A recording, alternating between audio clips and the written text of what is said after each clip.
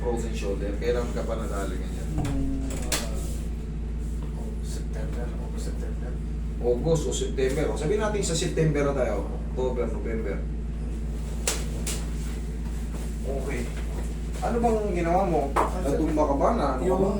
Nagbubarba ako kasi sa yung jumping jack na naggagano sa Ay, parang jackhammer na pero flat lang siya para sa lupa. So, sugar ito. madalas natutumba siya.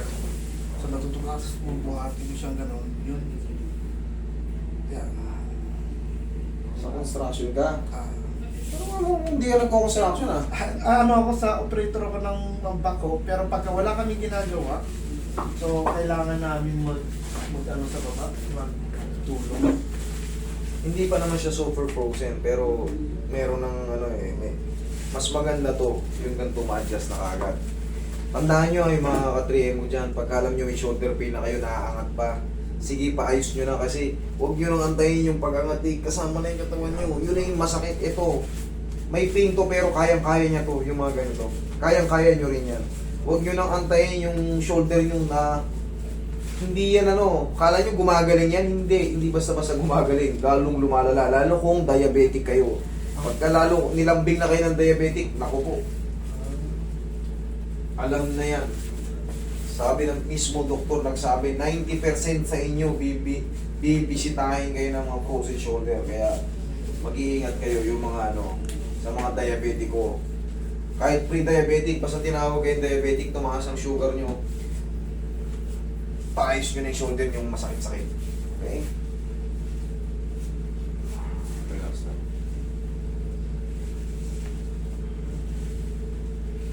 Pero siyempre, sa marunong tignan nyo muna maigi. Tayo. Baka mamaya lumapit lang kayo din sa mga kapitbahay nyo na alam nyo lang din tapos lalala. Okay, yung body issues mo, ikaw ang patagilid. Yan, ikaw ang patagilid.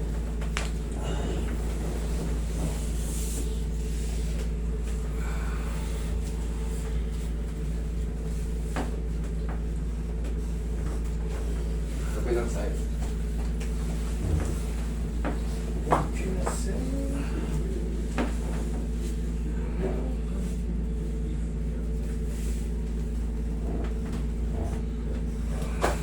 Wait na pa. Wait lang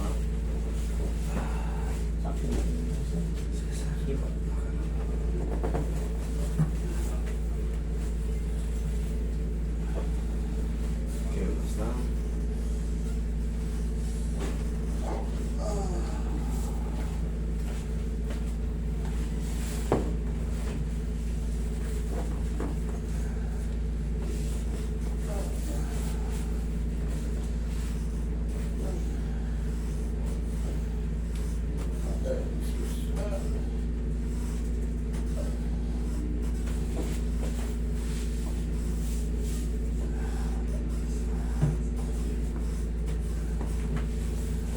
Nandito.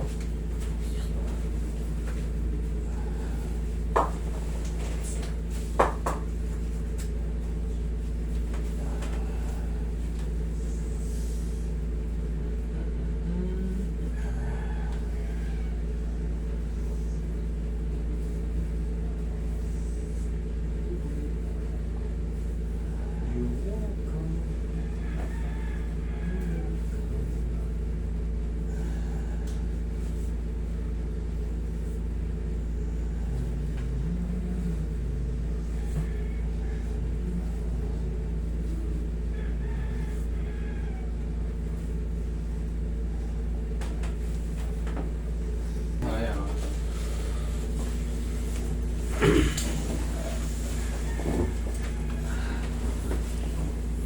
Tingin yung tuhod mo sir, kasi ito lang.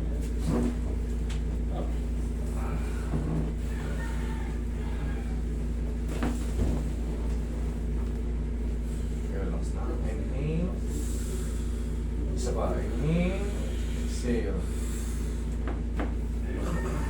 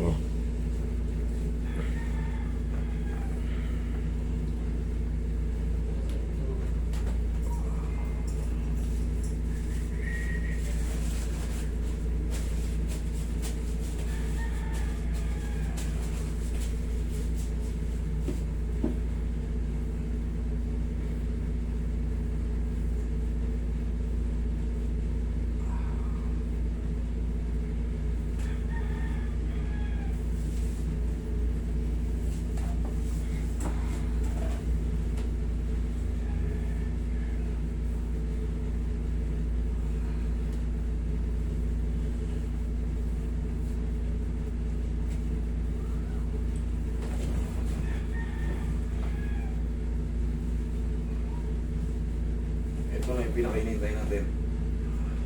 Lambutan mo lang ha. Yan.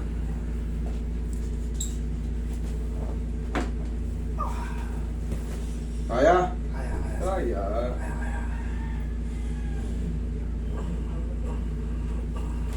Okay na nyo. Pagka na ano pa, kaya yung ano. Pero pag ito, inintay nyo yung ganyan. Naku, pag in-adjust kayo, para kayong ano, yung paa nyo, nag-8-8 sa uba, nililipit. Ayan, tignan nyo, kanina mas, tignan mo, gaano kaluwag. O, di ba? Mas madaling ayusin. Kaya ako dinadamay na ngayon kasi hindi ito paikot, kasama na yan. Kaya pinadadapa pa natin siya. Para sulit din yung punta nyo dito. Kahit shoulder lang yung problema. Connected kasi yan pag ganyan, kaya may cracking sa leg. Yung sa lower back, siyempre tao tayo, nagtatrabaho tayo kasi sinasama ko na. Okay? Sige, thank you.